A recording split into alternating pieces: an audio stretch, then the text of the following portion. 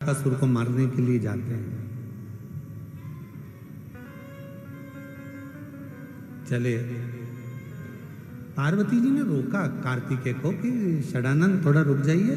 षडानंद ने कहा मां किस लिए? कहा कार्तिकेय, जिस तारकासुर को तुम मारने के लिए जा रहे हो उस तारकासुर के हृदय में तुम्हारे पिताजी भगवान शंकर बसते हैं। हमने कल भी कहा था, आज फिर कहते हैं, जिसके हृदय में शिव बसा हो, जो भगवान शंकर की आराधना करता हो, साधना करता हो, उपास करता हो, शिव के भक्ति में जो डूबा रहता हो, शिव साधना में जो डूबा रहता हो, आप सबसे निवेदन है, प्रार्थना है, प्रयास करना कि शिव भक्त के मन को कभी मत दुखा। शिव भक्त के मन को कभी ना दुखा, कभी।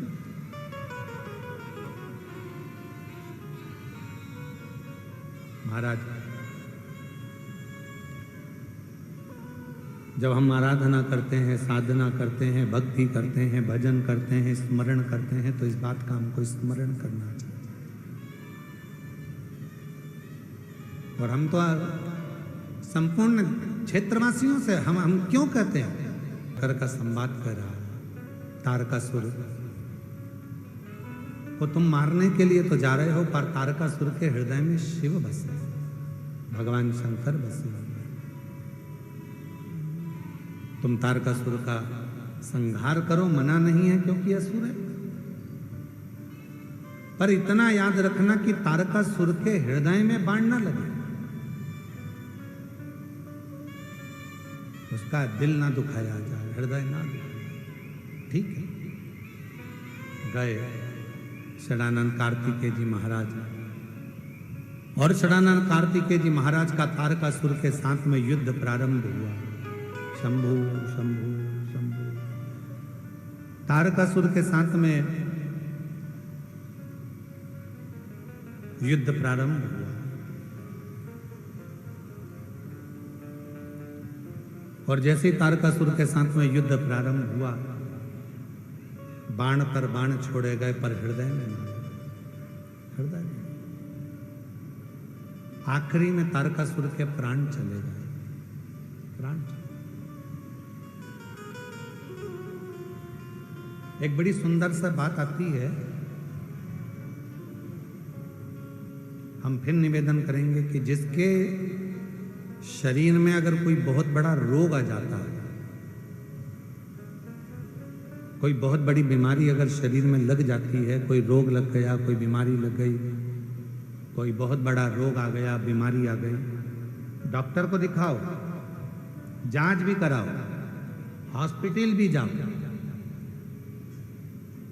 और अच्छे से अच्छे डॉक्टर को दिखाओ, पर साथ में एक काम और करो, जब बहुत बड़ी बीमारी लग गई, उसका कोई हल नहीं निकल रहा, कोई रिजल्ट नहीं आ रहा, डॉक्टर की दवाई भी चल रही है, जांचें भी चल रही है, तो साथ में एक बेलपत्र लो, बीच वाली पत्ती पर एक चावल का दाना रखो, बीच वाली पत्ती, एक दुर्वा, दुर्वा जानते हो ना, दूब, हरी दूब, एक दुर्वा, और एक पीला कनेर का फूल, ये साथ में रखकर नंदी के पास बैठकर त्र्यंबक मंत्र का जाप करो। और अगर मालूम पड़े कि त्र्यंबक मंत्र नहीं आता है, तो पंचाक्षर मंत्र का जाप करो, नमः शिवाय। षडाक्षर मंत्र का जाप करो, ओम नमः शिवाय। और वो भी नहीं ले सकते तो नंदी के पास बैठकर श्री शिवाय नमस्तुभ्यम बोलकर अपने मन का भाव कहकर, बाबा बहुत रोग से ग्रसित हूँ, मेरे महाकाल राजा, मेरे बाबा केदारनाथ, मेरे बाबा अमरनाथ, हे मेरे बाबा कृष्णेश्वर नाथ, कृपा करो, रोग से मुक्त करो। बाबा से प्रार्थना कर कर जो चावल, बेलपत्र, दुर्वा, कनेर का पुष्प है, वो शिव जी के ऊपर समर्पित कर दो, और एक लोटा जल जिस ओर जल बहता है उत्तर की ओर उससे विपरीत में खड़े हो दक्षिण की। दक्षिण की ओर खड़े होकर उत्तर की ओर मुख कर कर जल चढ़ाना प्रारंभ करो, धीरे धीरे उसी बेलपत्र के ऊपर। जल पूरा चढ़ जाए, उसमें से दुर्वा बेलपत्र औषधि के रूप में बाबा से मांग कर लाओ। बेलपत्र दूसरे दिन सुबह खाली पेट उसको खा लो, और दुर्वा प्रदोष काल में शाम के समय जब प्रदोष काल आए उस समय पर उस दुर्वा को चबा चबा कर खा लो।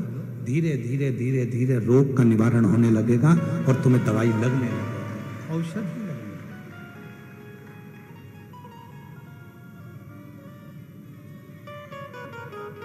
एक पत्र अच्छा है।